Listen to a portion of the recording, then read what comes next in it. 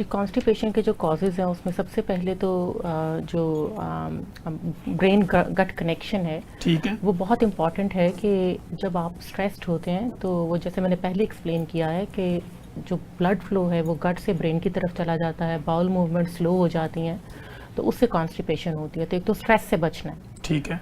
और दूसरा इसका बहुत बड़ा रीज़न है lack of fibre in the food.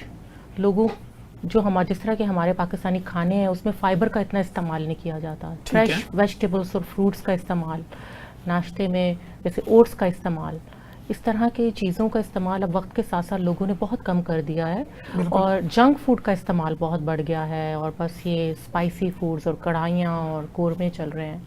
तो इन चीज़ों में फ़ाइबर बहुत कम होता है, ठीक है। इससे कॉन्स्टिपेशन होती है।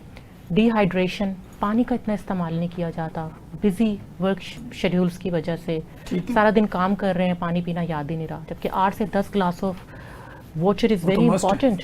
तो वो इस सब की वजह से जब वो गट माइक्रोबायोम अफेक्ट होता है तो फिर वो कॉन्स्टिपेशन होती है, और फिर constipation can lead towards various वो डिजीजेस। जैसे वो कहते थे ना कि constipation is the mother of disease, बिल्कुल ऐसे ही है, कि वो क्योंकि कहते थे कब्ज जो है ना वो बीमारियों की माँ है। ऐसे ही है, ऐसे ही है।